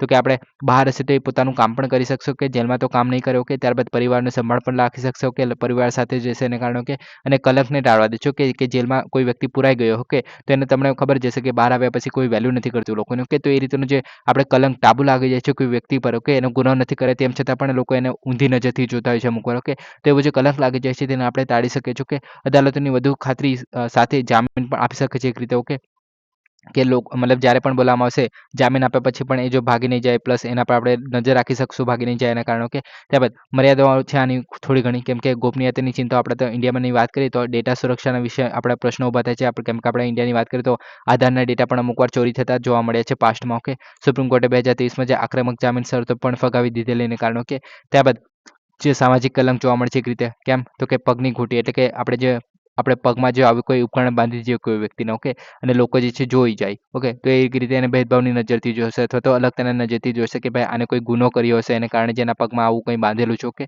એક રીતે આવું મશીન જોવા મળે છે. ઓકે, તો એ રીતે તમને જજ કરશો. કે હવે ટેકનિકલ નિષ્ફળતાઓ કે જીપીએસ અને જે મોનિટરિંગ સિસ્ટમ છે દૂરસ્થ વિસ્તારોમાં અસરકારક રીતે કામ નથી કરતા. કેમ કે આપણે અમુકવાર જોઈએ છે કે અમુક જે ગામડાઓ છે એમાં પણ વીજળી નથી પ્રોવાઈડ કરવામાં આવી. કે તો ત્યાં સિગ્નલ પણ નહીં હોય, મોબાઈલ ટાવર પણ નહીં હોય. તો આ વસ્તુ કેવી રીતના કામ કરશે તેનો આપણે ઓપ્શન નથી. ઓકે, ત્યારબાદ નાણાકીય બોજ તો સરકાર કે આરોપી દ્વારા ખર્ચ જે છે ઉઠાવવામાં આવશે કે કેમ તે પણ નક્કી નથી. કે એટલે કે આ જે ઉપકરણ છે એ વ્યક્તિ પોતાના પગમાં બાંધશે. ઓકે, એટલે કે જે આરોપી છે તેના પગમાં કોણ બાંધશે? આરોપી પોતાનો ખર્ચ આપશે એના માટે પૈસા આપશે અથવા તો સરકાર એના પર ખર્ચો કરશે. ઓકે, તો એ પણ જો જોવાનું બાકી છે. ઓકે, હવે આપણે આખા દુનિયામાં અલગ અલગ જગ્યાએ પણ આ વસ્તુ જોવા મળે છે. જેમ કે યુનાઇટેડ સ્ટેટ્સની જો આપણે વાત કરીએ તો કે પ્રી ટ્રાયલ અને પેરોલ કેસીસ માટે વ્યાપકપણે ઉપયોગમાં લેવાય છે. ઓકે, પરંતુ ઈ કોર્પોરેશન અને સામાજિક અસમાનતા માટે ટીકા કરવામાં આવે છે ઘણીવાર. જેમ કે આપણે કલંક રીતેની વાત કરીએ કે આપણે ભેદભાવ અથવા તો અલગતાની રીતે જોવા મળે છે તો એવું પણ જોવા મળે છે યુનાઇટેડ સ્ટેટમાં. ઓકે, પછી યુરોપિયન યુનિયન જેમાં યુકે અને સ્વીડન છે તો એમાં પણ આવા જે અજમાયશ પ્રકાશનો માટે ઇલેક્ટ્રોનિક ટેગ જે છે એનો ઉપયોગ કરવામાં આવે છે. જે વ્યક્તિ જે આપણે આરોપીઓ છે તેમનો આપણે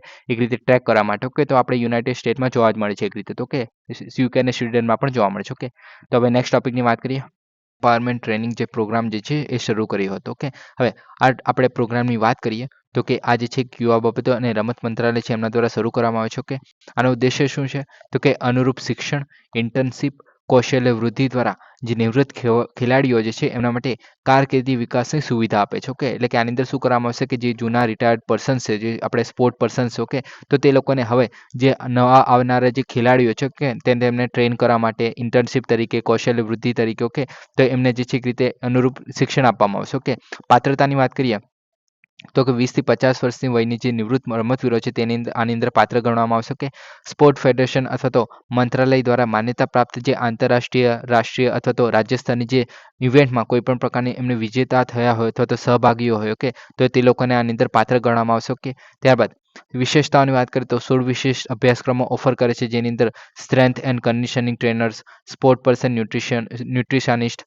પછી યોગા ટ્રેનર, રમતગમત સાહસિકતા, આવી રીતના અલગ અલગ જે વસ્તુઓ જોવા મળશે અને આની અંદર પ્રેક્ટિકલ એક્સપોઝર માટે ઇન્ટર્નશિપ સાથે શૈક્ષણિક વૃદ્ધિને જોડે છે. ઓકે, ઉદ્દેશ્યની વાત કરીએ તો કે રમતગમત ક્ષેત્રે જે માનવ સંસાધનના તફાવતને સંબોધિત કરે છે, કેમ કે અમુક વાર આપણે જોવા મળે છે કે ઘણીવાર એવા લોકો પણ હોય છે જેમને કોઈ પણ પ્રકારની ટ્રેનિંગ નથી મળતી, તેમ છતાં અમુક વાર જીતતા હોય છે. તો એવા લોકોને આપણે એક રીતે સારી રીતે આપણે ટ્રેનિંગ પ્રોવાઈડ કરી શકીએ એના માટે એક છે. ઓકે, અને નિવૃત્ત એથ્લેટ્સ માટે ટકાઉ કારકિર્દીના માર્ગો પૂરો પાડે છે, એટલે કે જે લોકો ઓલરેડી રિટાયર થઈ ગયા છે તો એ લોકોને નવું કામ આપણે એક રીતે પ્રોવાઈડ કરી શકીએ છીએ, આ રીતે બીજા લોકોને ટ્રેન કરવાનું. ઓકે, તો આ રીતે વિન વિન સિચ્યુએશન ક્રિએટ થાય છે, જે લોકો ઓલરેડી રમત રમતા હશે તે લોકો માટે પણ અને જે ફ્યુચરમાં આવનારા લોકો છે તેનું પણ. ઓકે, તો આ રીતે આમાં કામ કરવામાં આવશે. ઓકે, હવે નેક્સ્ટ ટોપિકની વાત કરીએ. નેક્સ્ટ ટોપિક છે સિનબેક્સ કસરત. ઓકે, તો સંયુક્ત ટેબલ ટોપ એક્સરસાઇઝ સિનબેક્સની પહેલી આવૃત્તિ ફોરેન ટ્રેનિંગ નોડ જે પુણે ખાતે શરૂ થઈ છે. ઓકે, તો આ જે છે ફોરેન ટ્રેનિંગ નોડ જે પુણે છે. ઓકે, પુણે ક્યાં આવેલું છે બધાને ખબર છે, મહારાષ્ટ્રમાં આવેલું છે. ઓકે, તો તે જગ્યાએ જે છે શરૂ થઈ છે. ઓકે, હવે સિનબેક એક્સરસાઇઝની વાત કરીએ તો કે ભારતીય સેના અને કોમ્બોડિયન આર્મી જે છે ત્યાં જોવા મળશે. કોમ્બોડિયા ક્યાં જોવા મળશે તો તમે જોઈ શકો છો આની અંદર. ઓકે, તો આ થઈ ગયું આપણું કંબોડિયા. ઓકે, આ બાજુમાં છે આપણું થાઈલેન્ડ, આ બાજુ છે આપણે વિયેતનામ. ઓકે, અહીં આપણે જે પેસિફિક સાગર અથવા તો આપણે ઇન્ડિયન સાગર કહી શકીએ છીએ. ઓકે, આગળ વાત કરીએ આના વિશે. હવે આપણે આ જે સ્ટેટ ઓફ મલક્કા જે છે કહીએ છીએ કે સામુદ્રધુની જે કહે છે કે મલક્કા સામુદ્રધુની. ઓકે, ત્યારબાદ ઇન્ડોનેશિયા છે અહીંયા. ઓકે, બધાને ખબર છે શ્રીલંકા આપણે ભારત થઈ ગયું. ઓકે, હવે આગળ વાત કરીએ આના વિશે તો કે સહભાગીઓ શું છે તો કે કંબોડિયન આર્મીની ટુકડી છે જેમાં કર્મચારીઓ જોવા મળશે અને આપણે ઇન્ડિયામાં જે છે પાયદળ બ્રિગેડના કર્મચારીઓ જોવા મળશે. કે આનો ઉદ્દેશ શું છે તો કે સંયુક્ત રાષ્ટ્ર ચાર્ટરનું જે પ્રકરણ 7 છે. ઓકે, એટલે કે આપણે જે યુનાઇટેડ નેશનનું ચાર્ટર 7 છે એનું પ્રકરણ 7 છે. ઓકે, તો એનું જે સંયુક્ત કાઉન્ટર ટેરરિઝમ. ઓકે, તો આ જે છે એક રીતે કાઉન્ટર ટેરરિઝમ. ઓકે, ટેરરિઝમ જે જોવા મળશે તો તેને કાઉન્ટર કરવા માટે ઓપરેશનના યુદ્ધ રમતના જે આચરણને ધ્યાનમાં રાખીને આયોજન કરવામાં આવેલું છે. ઓકે, એટલે કે આપણે મોસ્ટલી જે છે ટેરરિઝમ અટેક થાય કે ટેરરિસ્ટ અટેક જો થાય તો તેને કેવી રીતના કાઉન્ટર કરવો કે તેને કેવી રીતે રોકવું એના માટેની કસરત છે. ઓકે, હવે આના વિશે વાત કરીએ તો ફોકસ વિસ્તારો શું છે તો કે ઇન્ટેલિજન્સ, સર્વેલન્સ, રિકોગ્નિશન્સ અને સંયુક્ત તાલીમ ટાસ્ક ફોર્સ છે એની સ્થાપના કરવી. ઓકે, સિટી વાતાવરણમાં કામગીરીનું આયોજન એટલે કે આપણે જે સિટી વાતાવરણમાં કેવી રીતે કામ કરશે બંને સાથે મળીને. ઓકે, તો તેના માટેનું આયોજન કરવામાં આવશે. કે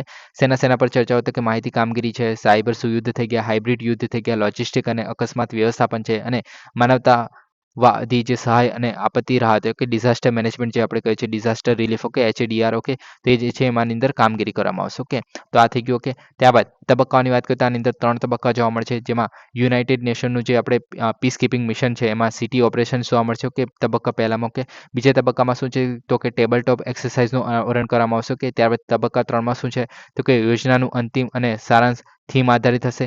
તાલીમનું વ્યવહારિક પાસાઓનું બહાર લાવવું. ઓકે, એટલે કે અલગ અલગ જે પાસાઓ જે છે એમાં તાલીમ આપી. ઓકે, પરિસ્થિતિ આધારિત ચર્ચાઓ કરી, વ્યૂહાત્મક કસરતો કરવી. ઓકે, એની દ્વારા પ્રક્રિયાને સમજવા માટે સક્ષમ બનાવવું. ઓકે, પ્રદર્શનની વાત કરીએ તો કે આ કવાયતમાં ભારતીય મૂળના શસ્ત્રો અને સાધનોનું પ્રદર્શન કરવામાં આવશે. કે આત્મનિર્ભરતા પર ભાર આપવામાં આવશે. કે અને સંરક્ષણ ઉત્પાદનમાં સ્વદેશી ક્ષમતાઓને પ્રોત્સાહન આપવામાં આવશે. કે એટલે કે આપણે દેશમાં જે વિકસાવેલી જેટલા પણ હથિયારો છે તો તેની એક રીતે પ્રદર્શન પ્લસ એનો ઉપયોગ કરવામાં આવશે. ઓકે, ઉદઘાટનની આવૃત્તિની વાત કરીએ તો બંને પક્ષોના સૈનિકો છે એના વચ્ચે વિશ્વાસ અને સહાનુભૂતિ વધારવા માટે ઈચ્છિત સ્તરની જે આંતર કાર્યક્ષમતા હાંસલ કરવા માટે ધ્યાન કેન્દ્રિત કરવામાં આવશે. કે એટલે શોર્ટમાં આ એના માટે છે કે જ્યારે કોઈ સિટીમાં આપણે કોઈ ટેરરિસ્ટ હુમલો થઈ જાય. ઓકે, તો આ બંને જે સેના હોય. ઓકે, તો એ બંને સાથે મળીને કેવી રીતે કામ કરશે તો એના માટેની એક રીતે એક્સરસાઇઝ છે. ઓકે, સિમ્પલી આપણે જોવા જઈએ તો એ જ છે. ઓકે, હવે નેક્સ્ટ ટોપિકની વાત કરીએ વઢવાણ બંદર. તો મહારાષ્ટ્રમાં દહાણુ નજીક નિર્માણાધીન વઢવાણ ગ્રીનફિલ્ડ પોર્ટ જે છે એ પૂર્ણ થયા પછી ભારતના કન્ટેનર વેપારને વર્તમાન સ્તરેથી બમણો કરી દેશે. ઓકે, હવે ગ્રીનફિલ્ડ પ્રોજેક્ટ શું છે તો કે આપણે બે વસ્તુ આવે છે, ગ્રીનફિલ્ડ પ્રોજેક્ટ આવે છે અને બ્રાઉનફિલ્ડ પ્રોજેક્ટ આવે છે. ઓકે, બ્રાઉનફિલ્ડ કોને કહેવાશે કે ધારો કે આપણે કોઈ રિલાયન્સની કંપની હતી. ઓકે, મતલબ રિલાયન્સની કોઈ આપણે કંપની માની લો. ચાલો, હવે કંપની છે એ કંપની હવે બંધ થઈ ગઈ છે અને આપણી પાસે ઓલરેડી એની બિલ્ડિંગ ઊભી છે. ઓકે, હવે એ બિલ્ડિંગમાં આપણે કોઈ બીજી કોઈ વસ્તુ બીજો કોઈ નવો આપણી કંપની જે છે ઇન્ફ્રાસ્ટ્રક્ચર અથવા તો કોઈ આપણે પ્લાન્ટ શરૂ કરે છે. ઓકે, તો તેને આપણે બ્રાઉનફિલ્ડ પ્રોજેક્ટ કહીશું. ઓકે, અને આપણે રિલાયન્સની કોઈ જમીન છે. ઓકે, એના પર એકદમ બિલ્ડિંગ બાંધવાથી માંડીને જે એકદમ નવેસરથી જે શરૂઆત કરવામાં આવે. ઓકે, તો તેને આપણે ગ્રીનફિલ્ડ પ્રોજેક્ટ કરીએ છીએ. ઓકે, તો આ જે વઢવાણ જે ગ્રીનફિલ્ડ પોર્ટ જે છે તો આ જે બંદર છે એક રીતે ગ્રીનફિલ્ડ પ્રોજેક્ટ છે, એકદમ નીચેથી શરૂઆત કરી છે. ઓકે, એકદમ ઝીરોથી શરૂઆત કરી છે. ઓકે, તો એને આપણે ગ્રીનફિલ્ડ કહેવામાં આવે છે. ઓકે, તો આ થઈ ગયું. ઓકે, હવે આગળ વાત કરીએ વઢવાણ બંદર વિશે. ઓકે, તો એ જે છે મહારાષ્ટ્રના પાલનઘર જે જિલ્લા છે એના વઢવાણમાં all weather greenfield deep draft major port તરીકે વિકસાવવામાં આવશે. ઓકે, હવે ઓલ વેધર એટલે કે બધા વેધરમાં યુઝફુલ થશે. ઓકે, અને ડીપ ડ્રાફ્ટ ઓકે એટલે કે આમાં જે છે જે આપણે શું કહેવાય કે બેસિન જે છે નીચે સુધી જોવા મળશે. ઓકે, અમુક વાર આપણે ઈસ્ટર્ન મતલબ આપણે જો ઇન્ડિયાની વાત કરીએ ઓકે તો આ જે છે આપણે જ્યારે આપણે પશ્ચિમવાળો જે દરિયા કિનારાની વાત કરીએ તો એ એક રીતે સબમર્જિંગ છે અને આપણે ઈસ્ટર્ન બાજુની વાત કરીએ તો એક રીતે ઇમર્જિંગ છે. ઓકે, એટલે કે આનું જે પોર્ટ જે છે એ ઉપર આવી રહ્યું છે આપણે પૂર્વ બાજુ. ઓકે, અને જે આપણે પશ્ચિમ બાજુની વાત કરીએ તો જે શું કહે કે કોસ્ટ લાઇન જે છે એક રીતે નીચે જઈ રહી છે કે સબમર્જ થઈ રહી છે. ઓકે, એટલે કે આની અંદર આ બાજુ જે છે આપણે દરિયા કિનારો જે છે ઊંડો જોવા મળશે, આની અંદર શેલો જોવા મળશે. ઓકે ઓકે તો આ થઈ ગયું. ઓકે, હવે તો આ જે છે આપણે મહારાષ્ટ્રમાં આવેલું છે તો આપણે જે છે ઊંડું જોવા મળશે આ બાજુ. ઓકે, તો તમે સમજી શકો છો એ રીતે. ઓકે, હવે આગળ વાત કરીએ તો કે વઢવાણ પોર્ટ પ્રોજેક્ટ લિમિટેડ જે છે એના દ્વારા બાંધવામાં આવેલું જે સ્પેશિયલ પર્પઝ વ્હીકલ છે. ઓકે, તો આ ખાસ યાદ રાખવું. ઓકે, પછી આમાં શેર હોલ્ડિંગ જોવા મળશે તો કે જવાહરલાલ નહેરુ પોર્ટ ઓથોરિટી છે એના દ્વારા 74% જેટલું શેર હોલ્ડિંગ જોવા મળશે અને મહારાષ્ટ્ર મેરીટાઈમ બોર્ડ છે એના દ્વારા 26% સાથે આપણે હોલ્ડિંગ જોવા મળશે. ઓકે, તો એક રીતે આપણે શેર હોલ્ડિંગ જોવા મળશે કે કોણ કેટલા ટકા આપણે માલિકી ધરાવે છે એ રીતે. ઓકે, તો આ વસ્તુ યાદ રાખવી. ઓકે, પ્રોજેક્ટ ખર્ચની વાત કરીએ તો કે જમીન સંપાદન સહિત કુલ 76,220 કરોડ જેટલો ખર્ચ આવ્યો છે એમનો. ઓકે, 2034 સુધીમાં પૂર્ણ થવાનું સુનિશ્ચિત કરે છે. ઓકે, અને વિશ્વના ટોચના 10 બંદરોમાં સામેલ થવાનો અંદાજ છે. ઓકે, આ ફક્ત અંદાજ છે કે થઈ નથી ગયો. ઓકે, આગળ વાત કરીએ ઇન્ફ્રાસ્ટ્રક્ચરની તો કે આની અંદર 9 ટર્મિનલ કન્ટેનર જોવા મળશે. કન્ટેનર ટર્મિનલ જોવા મળશે. ઓકે, જે 1000 મીટર લાંબા હશે. ઓકે, દરિયાકાંઠાના બર્થ સહિત 4 વિવિધ લક્ષી બર્થ જોવા મળશે. ઓકે, હવે બર્થ જે છે એક રીતે જ્યાં વહાણ ઊભું રહે છે તે. ઓકે, અને કન્ટેનર ટર્મિનલ એટલે કે જે આપણે જો મોટા જે પીળા અથવા તો લાલ કલરના તમે મોટા પુષ્પા મૂવી જોયો હશે તેમાં પણ જોવા મળશે. ઓકે, તો આવા જે કન્ટેનર પહેલો સીન છે જેમાં કન્ટેનર વાળા જોવા મળે છે. ઓકે, જે વિભાગ છે ઓકે તેને કહેવામાં આવશે કન્ટેનર ટર્મિનલ. ઓકે, જે આપણે લાલ પીળા કલરના અલગ અલગ કંપનીના જે હોય છે તમે જોયા હશે. ઓકે, તો તેને આપણે કન્ટેનર ટર્મિનલ કહેવાશે જેનાથી આપણે ઉચકીને એકબીજી આપણે શિપમાં મૂકતા હોય છે એવું બધું જોવા મળશે. ઓકે, તો એના માટે આપણે ટર્મિનલ જોવા મળશે. ઓકે, 4 લિક્વિડ કાર્ગો બર્થ જોવા મળશે. ઓકે, રો બર્થ જોવા મળશે, કોસ્ટગાર્ડ બર્થ જોવા મળશે. તો આવી રીતના અલગ અલગ જોવા મળે છે. ઓકે, સમયરેખાની વાત કરીએ તો 2029 સુધીમાં 4 ટર્મિનલ પૂર્ણ થવાના છે. ઓકે, અને બાકીના 5 જે છે વધારાના ટર્મિનલ જે છે 2034 સુધીમાં પૂર્ણ થશે. ઓકે, આગળ વાત કરીએ એના વિશે તો કે એની ક્ષમતા તો કે વાર્ષિક 298 મિલિયન મેટ્રિક ટન. ઓકે, એમએમટીની આપણે સંચિત ક્ષમતાઓ ધરાવે છે. કે લગભગ 23.2 મિલિયન જેટલા ટીઈયુ છે કે 20 ફૂટ સમકક્ષ જે છે કન્ટેનર હેન્ડલિંગ ક્ષમતા જોવા મળે છે. ઓકે, તો આ જે છે આપણે કન્ટેનર જે જોવા મળે છે તો તેને હેન્ડલ કરવાની જે આપણે માપદંડ જોવા મળે છે કે તેના માટેનો એકમ છે. ઓકે, તો આ યાદ રાખવાનું એક રીતે તમે ખાલી ખ્યાલ રાખી શકો છો કે હા ભાઈ આવું કોઈ એકમ જોવા મળે છે. ઓકે, ત્યારબાદ વેપારની વાત કરીએ તો એક્ઝિમ વેપાર. ઓકે, એટલે આપણે કંઈ બહાર જે આપણે જો મોકલવાના છે. ઓકે, તો આપણે કયા રૂટનો ઉપયોગ કરવામાં આવશે, કઈ આપણે માર્ગનો ઉપયોગ કરવામાં આવશે તો કે India middle East Europe economic corridor. Okay, IMEE. તો આ છે આપણું India middle East Europe corridor કે જેમાં આપણે ઇન્ડિયાથી મુંબઈથી સ્ટાર્ટ કરીને ત્યારબાદ આપણે ગ્રીસ પીરિયસ આપણે જો જોઈએ છો કે ત્યાં સુધી પહોંચાડવાનું છે. અલગ આપણે વચ્ચે વાહનનો ઉપયોગ કરશું, ટ્રેનનો ઉપયોગ કરશું અહીંયા. ઓકે, આપણે જે UAEથી માંડીને આપણે સાઉદી અરેબિયાનું રિયાદથી માંડીને પછી આપણે અલ હદીદા જે સાઉદી અરેબિયામાં જોવા મળશે અને ત્યારબાદ ઇઝરાયલ સુધી આપણે ટ્રેનનો ઉપયોગ કરશું. ઓકે, હાઇફા સુધી અને ત્યારબાદ પછી વાહનનો ઉપયોગ કરીને પછી આપણે ગ્રીસ સુધી પહોંચશું. ઓકે, તો આ રીતે આખો આપણે સી રૂટ અને રેલ રૂટ જોવા મળશે. ઓકે, રેલવેનો રૂટ જોવા મળશે અહીંયા. ઓકે, ત્યારબાદ બીજું જોવા મળે છે આપણે international north south transport corridor કે INSTC. ઓકે, તો આ પણ મુંબઈથી સ્ટાર્ટ થાય છે. કે તમે જોઈ શકો છો આપણે અહીંયાથી નથી જોતો. ઓકે, સાઉદી અરેબિયાને એ બાજુથી નથી જોતો પણ આપણે શિપનો જ યુઝ કરશું. ઓકે, અને આપણે લાલ સમુદ્રમાંથી આગળ વધીને ત્યારબાદ આપણે અહીંયા સુએઝ કેનાલમાંથી પસાર થઈને આપણે મેડિટેરિયન સીમાં જઈશું. કે પછી આપણે અહીંયા આખું મેડિટેરિયન સીથી આપણે અહીંયા સામુદ્ર ધૂને આવે છે. આ સમુદ્રનું નામ ભૂલી ગયો લગભગ બોર્બર્સ છે લગભગ પણ યાદ નથી મને. ઓકે, હું જોઈને તમને કહીશ. ઓકે, ત્યારબાદ આપણે ઇંગ્લિશ ચેનલમાંથી જઈને પછી આગળ વધીને પછી આપણે સેન્ટ પીટર્સબર્ગ ઓકે જે રશિયામાં આવેલું છે. કે ત્યાં સુધી પહોંચશું. પછી બીજો પણ રૂટ છે આ જે રેલવે અને રોડ માર્ગ દ્વારા જોડાવામાં આવેલું છે. કે તો આવી રીતના અલગ અલગ જે રૂટ જોવા મળે છે. ઓકે, તો એનો યુઝ કરવામાં આવશે. ઓકે, તો તેને કહેવામાં છે international north south corridor. Okay, તો આ બંને વસ્તુમાં ફરક છે. ઓકે, એટલું યાદ રાખવું કે એના માટે જ મેં ખાલી આ મેપ પ્રોવાઈડ કરેલો છે. ઓકે, તેના દ્વારા આપણે વેપાર જે છે કામ કરશું. ઓકે, આગળ તો આ થઈ ગયું. ઓકે, હવે નેક્સ્ટ ટોપિકની વાત કરીએ વર્કલા ક્લિફ. તો નેશનલ ગ્રીન ટ્રિબ્યુનલે ભારતીય ભૂસ્તર શાસ્ત્રીય સર્વેક્ષણ જે છે એટલે કે જીઓલોજીકલ સર્વે ઓફ ઇન્ડિયા છે. ઓકે, અને અન્ય લોકો પાસેથી વર્કલા ક્લિફની જે કથળતી સ્થિતિ છે એના અંગે જવાબ માંગ્યો છે. કે અહીંયા ક્લિફ એટલે શું છે એટલે કે આપણે ટેકરાની વાત કરવામાં આવે છે કે એક ટેકરો જોવા મળે છે જેનું નામ છે વર્કલા. ઓકે, તો એના અંગે એક જવાબ માંગ્યો છે કે એક નિયુક્તિ રાષ્ટ્રીય જીઓ હેરિટેજ સાઇટ છે એક રીતે. તો એને કારણે આ જે છે ઇમ્પોર્ટન્ટ બને છે. કે ક્યાં આવેલી છે? તો કે આ જે છે કેરળના તિરુવનંતપુરમ જિલ્લાના દરિયાકાંઠાના નગર વર્કલા છે. ઓકે, તો તેમાં સ્થિત એક કુદરતી રચના છે. તમે જોઈ શકો છો આવી રીતના એક ક્લિફ જોવા મળે છે. કેવી રીતે ટેકરો જોવા મળે છે, અહીંયા નાનો અમથો બીચ પણ જોવા મળે છે, તમે જોઈ શકો છો, અને ત્યારબાદ સમુદ્ર જોવા મળે છે. ઓકે, તો આ ટેકરાની વાત કરવામાં આવી રહી છે જેનું નામ છે વર્કલા ક્લિફ. ઓકે, તો ખડકમાં ઉત્તરીય અને દક્ષિણી ભાગોનો સમાવેશ થાય છે અને કુલ 3 કિલોમીટરનું અંતરને આવરી લે છે. ઓકે, ભૂસ્તરશાસ્ત્રીય મહત્વની વાત કરીએ તો કે પ્લિયોસીન જે આપણે યુગ છે, જે આપણે 13 લાખથી 2.5 કરોડ વર્ષ પહેલા જોવા મળતું હતું. કે એનાથી જળકૃત ખડકોની રચનાઓને ઉજાગર કરે છે. ઓકે, અને આ જે છે આ યુગથી ખુલ્લા કાપ સાથે ભારતના પશ્ચિમ કિનારે વર્કલા એકમાત્ર સ્થળ છે જે આ પ્લિયોસીન જે યુગ છે. ઓકે, તે સમયનું જોવા મળે છે. ઓકે, હવે ક્યાં આવેલું છે? આપણે કેરળમાં જોઈએ તો કે આ તમે જોઈ શકો વર્કલા અહીંયા આવેલું છે. ઓકે, તો આપણે કેરળમાં આવેલું છે. ઓકે, તો આ તમિલનાડુ થઈ ગયું, આ બાજુ કેરળ થઈ ગયું, અને આપણે સમુદ્ર થઈ ગયો. ઓકે, હિન્દ મહાસાગર, અરબ સાગર જે આપણે કહીએ છીએ. ઓકે, ત્યારબાદ વર્કલા ક્લિફની આપણે આગળ વાત કરીએ તો કે નોર્થ ક્લિફ તરીકે પણ ઓળખવામાં આવે છે આની અંદર. ઓકે, પછી લગભગ 1 કિલોમીટર સુધી દરિયા કિનારો વિસ્તરેલો છે. કે કયો દરિયા કિનારો? તમે જોઈ શકો છો કે આ જે કિનારો છે, કે તો એ જે છે 1 કિલોમીટર સુધી વિસ્તરેલો જોવા મળે છે અમુક વાર. ઓકે, ત્યારબાદ સમુદ્ર સપાટીથી 80 મીટર સુધીના ટાવર્સ પણ જોવા મળે છે અમુક વાર. ઓકે, અમુક બિંદુઓ પર. પછી પાપનાસમ બીચ જે છે આનું નામ છે, જે ખડકના પાયા પર સ્થિત છે. ઓકે, એટલે કે આ બીચનું નામ જે છે એ પાપમાસમ છે. ઓકે, ત્યારબાદ કુદરતી ઝરણા માટે આદરણીય અને રોગ નિવારક ગુણધર્મો હોવાનું માનવામાં આવે છે. ઓકે, ત્યારબાદ ઇકોલોજીકલ અને સાંસ્કૃતિક મહત્વ છે. કેમ તો કે નિર્ણાયક જળચર પ્રાણીઓ અને કુદરતી જળ સંચય પ્રણાલીઓ તરીકે સેવા આપે છે. ઓકે, અલગ અલગ જૈવ વિવિધતાનું આયોજન કરે છે. ઓકે, માછીમારી સમુદાયોને માટે જરૂરી પાણીના અંદરના ખડકોને સમર્થન આપે છે. ઓકે, ભારતમાં 27મું રાષ્ટ્રીય ભૂસ્તર શાસ્ત્રીય સ્મારક તરીકે નિયુક્ત કરવામાં આવ્યું છે, અને કેરળમાં આગંદીપુરમ લેટરાઇટ જે પછી બીજું સ્થાન ધરાવે છે. ઓકે, એટલે કે આગંદીપુરમ લેટરાઇટ જે છે એવું એક ક્લિપ જોવા મળે છે, એવું કુદરતી સાઇટ જોવા મળે છે. ત્યારબાદ એ રાષ્ટ્રીય ભૂસ્તર શાસ્ત્રી સ્મારક તરીકે નિયુક્ત કરવામાં આવ્યું છે. ઓકે, કેરળમાં. ઓકે, હવે નેક્સ્ટ વાત કરીએ, આમ જ આપણે હજુ વાત કરવાની છે geological survey of India. Okay, ભારતીય ભૂસ્તર શાસ્ત્રીય સર્વેક્ષણ. ઓકે, જે જીઓલોજીકલ સર્વે ઓફ ઇન્ડિયા છે કે 1951માં એની સ્થાપના કરવામાં આવેલી. ઓકે, હવે રેલવે માટે કોલસાના થાપણોની શોધવા માટે. ઓકે, તો આ તમે ઇમ્પોર્ટન્ટ બનશે કે રેલવે માટે જે કોલસા જોઈતા હતા. ઓકે, તો તેને કોલસાના થાપણો ક્યાં ક્યાં આવેલા છે એના માટે 1851માં જે છે એની સ્થાપના કરવામાં આવેલી. ઇમ્પોર્ટન્ટ બનશે. ઓકે, હવે દેશના વિવિધ ક્ષેત્રમાં જરૂરી ભૂવિજ્ઞાનની માહિતીના ભંડાર તરીકે વિકસેલું છે. ઓકે, એટલે કે અલગ અલગ જગ્યાએ જે જીઓલોજીકલ સર્વે કરવામાં આવતા હોય છે. ઓકે,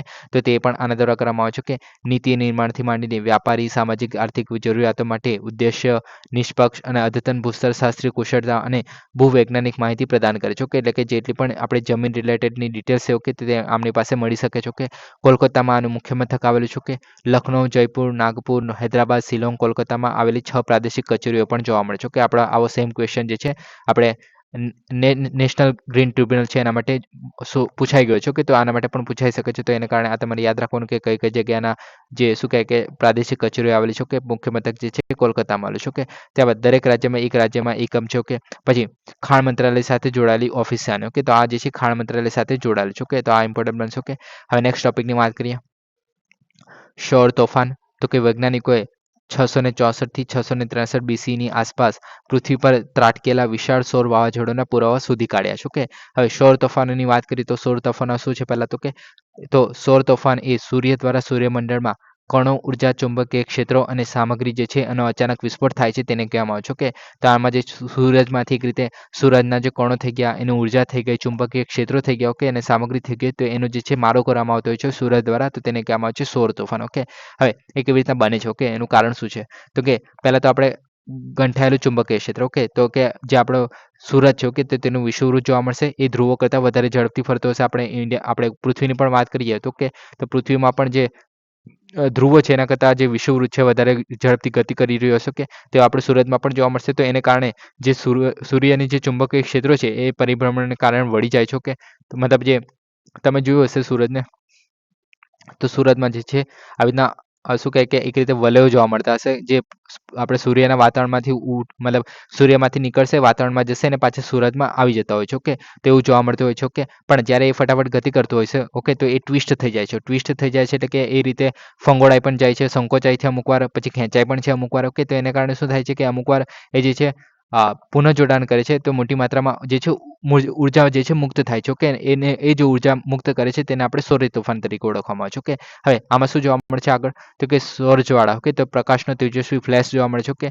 ત્યારબાદ સૂર્યના કણોને ઉછાળો અવકાશમાં ઊંચી ઝડપે ધકેલાય છે. ઓકે, અને આ જે ઝડપથી ફેંકાયેલો જે ઉર્જા છે, ઓકે, જે કોરોનલ માઇસ ઇન્જેક્શન્સ કહેવામાં આવે છે. ઓકે, તે જે સામગ્રીનું એક વિશાળ વાદળ જે છે સુરતથી દૂર જાય છે. ઓકે, તેને કહેવામાં આવે છે જે આપણા પૃથ્વી તરફ આવતો હોય છે. ઓકે, હવે પૃથ્વી પર અસરો શું થાય છે એને કારણે. ઓકે, હવે આ જે સૌર તોફાનો છે એને કારણે પૃથ્વીના જે ચુંબકીય ક્ષેત્રમાં મોટો વિક્ષેપ પેદા થાય છે. ઓકે, જેને કારણે રેડિયો બ્લેકઆઉટ થઈ શકે છે, પાવર આઉટેજ થઈ શકે છે, સુંદર અરોરા પણ રચાઈ શકે છે. જે આપણે તમે જોયું હશે કે નોર્થ પોલ અને સાઉથ પોલ જે આપણે કહીએ છીએ. ઓકે, તો ત્યાં પણ આપણે બોરિયોલિસિસ એવું કહેવામાં છે, ઓરોરા નામે ભૂલી ગયો. ઓકે, તો એ જે આપણે એકદમ સુંદર જે આપણે જોવા મળતું હોય છે. ઓકે, જે બરફ સાથે આપણે રંગબેરંગી જે રંગબેરંગી જે વાતાવરણમાં જોવા મળતું હોય છે કે આપણે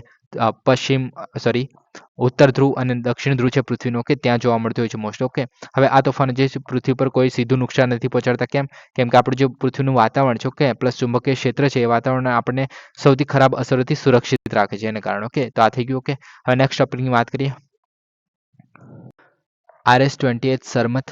તો રશિયાની જૂની મિસાઇલોને બદલવા માટે RS-28 સરમથ જે ઇન્ટરકોન્ટિનેન્ટલ બેલિસ્ટિક મિસાઇલ, જેને શેતાન અથવા તો સતન 2 તરીકે પણ ઓળખવામાં આવે છે, એ તૈનાત કરવા માટે તૈયાર છે. ઓકે, હવે આ જે છે ઇન્ટરકોન્ટિનેન્ટલ બેલિસ્ટિક મિસાઇલ છે. ઓકે, એટલે કે એક કોન્ટિનેન્ટમાં મતલબ એક જગ્યાથી બીજી જગ્યાએ આપણે ફાયર કરી શકીએ છીએ. ઓકે, જેમ કે આપણે એશિયાની વાત કરીએ. ઓકે, તો ઇન્ડિયામાંથી આપણે ચાઇનામાં ફાયર કરવું હોય તો કરી શકીએ છીએ. એને કહેવામાં છે ઇન્ટરકોન્ટિનેન્ટલ બેલિસ્ટિક મિસાઇલ. ઓકે, એને અલગ અલગ રેન્જ જોવા મળે છે. જેમ કે આપણે અગ્નિ-5 જે છે આપણી ઇન્ડિયાની, એ પણ એક ઇન્ટરકોન્ટિનેન્ટલ બેલિસ્ટિક મિસાઇલ છે. ઓકે, હવે આપણે રશિયા દ્વારા વિકસાવવામાં આવેલ છે જે લિક્વિડ ઈંધણવાળી છે. પહેલાં તો આ યાદ રાખો. ઓકે, અને ICBM છે એટલે કે ઇન્ટરકોન્ટિનેન્ટલ બેલિસ્ટિક મિસાઇલ છે. ઓકે, હવે આ જે છે એનું નામ જે છે 4થી અને 5મી સદીમાં જોવા મળતા જે સરમેટિયન લોકો છે એના નામ પરથી રાખવામાં આવે છે. અને પશ્ચિમમાં એટલે કે આપણે USA થઈ ગયું, તો એમાં જે છે શેતાન 2 તરીકે પણ ઓળખવામાં આવે છે. ઓકે, હવે વિશેષતાઓની આપણે વાત કરીએ તો કે 3 તબક્કામાં જોવા મળે છે. ઓકે, અને આ જે છે પ્રવાહી ઈંધણવાળી છે. ઓકે, 18,000 કિલોમીટરની એની રેન્જ છે. ઓકે, આટલા લોન્ચ વજન જે છે આટલું જોવા મળે છે. ઓકે, પરિમાણ આટલું જોવા મળે છે. અને ભારે ICBM તરીકે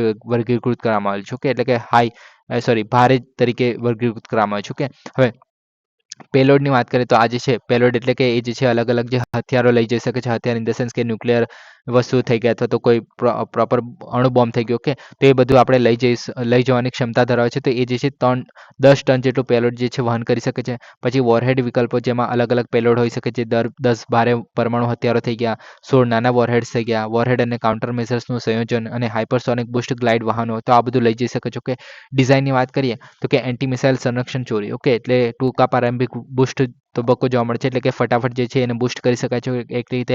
અને ત્યારબાદ એન્ટી મિસાઇલ સંરક્ષણ પ્રણાલીઓ દૂર કરવા માટે રચાયેલું છે. ઓકે, એટલે કે આને જે છે શોધવું ઘણું ઇમ્પોર્ટન્ટ બને, મતલબ ઘણું મુશ્કેલ બને છે.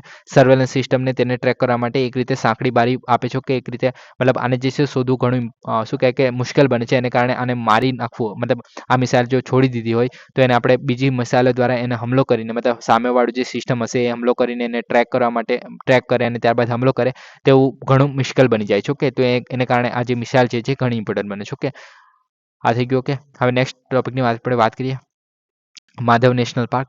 તો કે સીમા ચિહ્નરૂપ સંરક્ષણ પગલામાં રાષ્ટ્રીય વાઘ સંરક્ષણ પ્રાધિકરણ એટલે કે નેશનલ ટાઈગર કન્ઝર્વેશન ઓથોરિટી છે. ઓકે, જેને સુવાપુરી જિલ્લામાં માધવ રાષ્ટ્રીય નેશનલ પાર્ક છે. ઓકે, તેને વાઘ અનામત તરીકે નિયુક્ત કરવા માટે સૈદ્ધાંતિક મંજૂરી આપે છે. ઓકે, એટલે કે આપણે જે માધવ રાષ્ટ્રીય ઉદ્યાન જોવા મળતું હતું એ હવે માધવને આપણે શું કહે કે ટાઈગર કન્ઝર્વેશન તરીકે આપણે જોવા મળશે. ઓકે, હવે ટાઈગર રિઝર્વ વિશે જોવા મળશે. ઓકે, એવી રીતે નામ એનું ચેન્જ કરવામાં આવી શકે છે મે બી કદાચ ફ્યુચરમાં. ઓકે, એનું સ્થાન જોઈએ તો મધ્યપ્રદેશ રાજ્યમાં આવેલું છે. ઓકે, ભારતના સેન્ટ્રલ હાઈલેન્ડ ઉત્તરીય કિનારે સ્થિત છે. ઓકે, હવે સેન્ટ્રલ હાઈલેન્ડ એટલે શું છે તો તમે આ જોઈ શકો છો. ભારતનો જે આપણે મહારાષ્ટ્રવાળો જે વિસ્તાર છે, ઓકે, મધ્યપ્રદેશવાળો જે વિસ્તાર છે, ઓકે, તો તે જે છે આપણે સેન્ટ્રલ હાઈલેન્ડ તરીકે ઓળખવામાં આવે છે. ઓકે, અને આ જે સેન્ટ્રલ હાઈલેન્ડની આપણે પશ્ચિમમાં જોવા મળે છે આ જે વિસ્તાર છે તે. ઓકે, આગળ વાત કરીએ આ વિશે. ઉત્તર કિનારે જોવા મળે છે. ઓકે, ત્યારબાદ ઉચ્ચ વિંધ્ય ટેકરીઓમાં ભાગ જોવા મળે છે. ઉચ્ચ પ્રદેશ અને ખીણોથી છલકાયેલ છે. કે વિંધ્યની ટેકરીઓ આપણને બધાને ખબર છે ક્યાં આવેલી છે. ઓકે, આટલે કશે જ આવેલી છે. ઓકે, આપણે અહીંયા સાતપુરા રેન્જ છે અને વિંધ્યા રેન્જ છે. ઓકે, બધાને ખબર છે. ઓકે, હવે આગળ વાત કરીએ આની અંદર તો કે સંખ્ય સાગર અને માધવ સાગર. તો કે ઉદ્યાનના દક્ષિણ ભાગમાં આવેલા છે બે સરોવરો, ઓકે, જેનું નામ છે સંખ્ય સાગર અથવા તો સંખ્ય સાગર અને માધવ સાગર, ઓકે. તો આ બે જળચર જે વિવિધતા અને સહાયક પ્રજાતિઓ માટે નિર્ણાયક છે, ઓકે. ત્યારબાદ નદીઓ જોવા મળે છે, તો કે ઉત્તર અને ઉત્તર પૂર્વ તરફ વહે છે, ઓકે. અમર નદી જે જળ સ્ત્રોત બનાવે છે, ઓકે. તો આ અમર નદી આમાંથી વહે છે, ઓકે. અને સિંધ નદી જે છે કેચમેન્ટ એરિયા જોવા મળે છે આનો, ઓકે, જે પૂર્વ સીમા સાથે વહે છે, ઓકે. એટલે કે પૂર્વ કિનારા પર આ નદી વહે છે, ઓકે, સિંધ નદી, ઓકે. પછી પૂર્વ ભાગમાં જે વિંધ્ય પ્રણાલીના કાપના ખડકો જોવા મળે છે, કે મુખ્યત્વે રેતી પથ્થર, સેલ અને ચૂનાના પથ્થરો, તો આ બધું જોવા મળે છે, કે જંગલોની વાત કરીએ તો ઉષ્ણકટિબંધીય શુષ્ક પાનખર મિશ્ર જંગલોથી ગયા સૂકા કાંટાના જંગલો જગ્યા જે મધ્યપ્રદેશમાં મોસ્ટલી જોવા મળતા હોય છે, ઓકે. તો આ બધું જોવા મળે છે, ઓકે. ત્યારબાદ વનસ્પતિ, તો આમાં આ મુખ્ય વનસ્પતિઓ છે, અંડરસ્ટોરી વનસ્પતિ છે, નાળા સાથેની વનસ્પતિઓ છે, કે આ બધું યાદ રાખવાની જરૂર નથી. ઇમ્પોર્ટન્ટ છે આપણે ચિત્તલ જે સ્પોટેડ ડિયર અને સાંભર અને બાર્કિંગ ડિયર, તો આ 3 વસ્તુ જોવા મળે છે અને ચિત્તો પણ અહીંયા જોવા મળે છે, ઓકે. તો આ તમે યાદ રાખી શકો છો, ખાલી આઈડિયા રાખી શકો છો, ઓકે. તો હવે કોને આપણે ટાઈગરિઝમને આપણે કન્ઝર્વેશન મળવાનું છે, કે તો માધવ નેશનલ પાર્કને જે છે આપણે ટાઈગર રિઝર્વ તરીકે કન્સિડર કરવામાં આવે છે આપણે જે નેશનલ ટાઈગર કન્ઝર્વેશન ઓથોરિટી છે એના દ્વારા, ઓકે. તો આ બનશે, ઓકે, ફ્યુચરમાં, ઓકે. હવે આ થઈ ગયું, ઓકે. હવે નેક્સ્ટ વાત કરીએ નોટ્રે ડેમ કેથેડ્રલ, ઓકે. તો આ જે છે પેરિસમાં નોટ્રે ડેમ કેથેડ્રલ જે છે એ ફ્રેન્ચ ગોથિક આર્કિટેક્ચર છે, ઓકે. અને સાંસ્કૃતિક વારસાનું પ્રખ્યાત પ્રતીક છે, જેને એપ્રિલ 2019માં એમાં આગ લાગી ગયેલી, એના પગલે વ્યાપક નવીનીકરણ કરવામાં આવ્યું છે અને ડિસેમ્બર 7 જે છે 2024માં એ જે છે ફરીથી ખોલવામાં આવ્યું છે, કે તો આ ઇમ્પોર્ટન્ટ બને છે, ઓકે. હવે આના વિશે વાત કરીએ તો કે ફ્રાન્સમાં ક્યાં આવેલું છે? પેરિસમાં આવેલું છે. તો પેરિસ આપણે અહીંયા આવેલું છે, ઓકે. હવે પેરિસ આપણે ફ્રાન્સ બધાને ખબર છે, આજુબાજુ શું છે તો કે આ બાજુ સ્પેન આવેલું છે, આ બાજુ સ્વિટ્ઝરલેન્ડ છે, અને સાથે ઇટલી છે. ત્યારબાદ અહીંયા જે છે લક્ઝમબર્ગ જોવા મળે છે, જર્મની પણ અહીંયા જોવા મળે છે, ઓકે. અને ત્યારબાદ બેલ્જિયમ, ઓકે. તો આટલી વસ્તુને ટચ કરે છે, ઓકે. અહીંયા આપણે ઇંગ્લિશ ચેનલ જોવા મળે છે, અહીંયા આપણે યુનાઇટેડ કિંગડમ જોવા મળે છે, ઓકે. તો આ વસ્તુ તમે યાદ રાખવાની છે કે કઈ કઈ વસ્તુ ક્યાં ક્યાં આવેલી છે, અને આ બાજુ એટલાન્ટિક મહાસાગર જોવા મળે છે, ઓકે. તો આ થઈ ગયું, ઓકે. હવે આગળ વાત કરીએ, અને આ બાજુ છે આપણે ભૂમધ્ય સમુદ્ર જે કહીએ છીએ, ઓકે. હવે આગળ વાત કરીએ આમાં તો કે જે નોટ્રે ડેમ કેથેડ્રલ જે છે એ સીન નદીનું એક ટાપુ છે, એના પર જોવા મળે છે પેરિસ ફ્રાન્સમાં, ઓકે. હવે ફ્રેન્ચ ગોથિક શૈલી જે છે એના પ્રતિકાત્મક ઉદાહરણ પ્રમાણે જોવા મળે છે. આની અંદર શું શું જોવા મળે છે? તો આ જે બિલ્ડિંગ છે, ઓકે, તો તેનું નામ છે આપણે નોટ્રે ડેમ કેથેડ્રલ, ઓકે. હવે આના જે આપણે અલગ અલગ વસ્તુ જોવા મળે છે, જેમ કે આપણે પાછલી તિજોરીઓ જોવા મળે છે, જે મતલબ આ જે આપણે એનો જે ભાગ છે, ઓકે, તો આની જે છત જે છે તે આવી રીતે બનેલી હોય છે, ઓકે, જેને આપણે ગોથિક વોલ્ટ કહેવામાં આવે છે, ઓકે. ત્યારબાદ રોમેન સ્ક્વેર વોલ્ટ જોવા મળે છે આને, ઓકે. ત્યારબાદ આપણે આવી બારીઓ જોવા મળે છે, અને બારીનું નામ શું છે તો કે એને કહેવામાં આવે છે સ્ટેલ ગ્લાસની બારીઓ, ઓકે. તો સ્ટેન્ડ ગ્લાસની બારીઓ કહેવામાં આવે છે, કે જેમાં નાના નાના ટુકડાઓની જે બારીઓ મતલબ કાચના જે બારીઓ જોવા મળે છે, ઓકે. અને ત્યારબાદ જે આપણે બીજું એક વસ્તુ છે ઉડતી બ્રેસ્ટ બટ્રેસ, ઓકે. અને જે હજુ એક વસ્તુ હતું નામ મેં ભૂલી ગયો,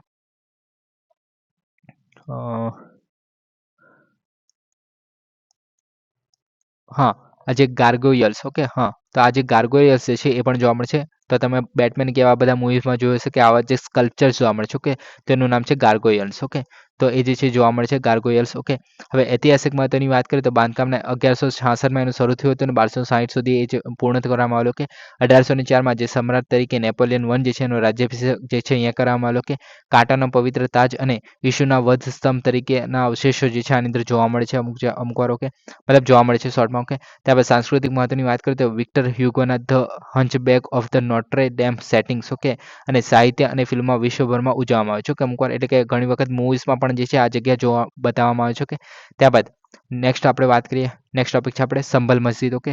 તો ભારતની જે સર્વોચ્ચ અદાલતે ઉત્તર પ્રદેશના જે સંભલમાં જે શાહી જામા મસ્જિદ છે એના સર્વેક્ષણને અસ્થાયી રૂપે અટકાવવાનો નિર્દેશ આપેલો, ઓકે. એટલે કે સર્વોચ્ચ અદાલત જે છે આ જે સર્વેક્ષણ ચાલતું હતું સંભલ મસ્જિદમાં, ઓકે, તો તેને અટકાવી દીધું છે, ઓકે. અને હિન્દુ અરજદારો દાવો કરવામાં આવેલો કે આ જે છે એક રીતે હિન્દુ મંદિર હતું અને એના તોડી પાડીને પછી એના પર મસ્જિદ બનાવવામાં આવ્યું, કે એવું આપણે અરજદારોનું કહેવું હતું, હિન્દુ અરજદારોનું, કે હવે સંભલ મસ્જિદની જો આપણે વાત કરીએ તો કે બાંધકામ જે છે મુગલ સમ્રાટ બાબર દ્વારા 1526 1530માં શાસન દરમિયાન સેનાપતિ મીર હિન્દુ બેગ જે છે એના દ્વારા બનાવવામાં આવેલું. તો તમે યાદ રાખી શકો છો કે સંભલમાં એક ટેકરી પર સ્થિત છે, ઓકે.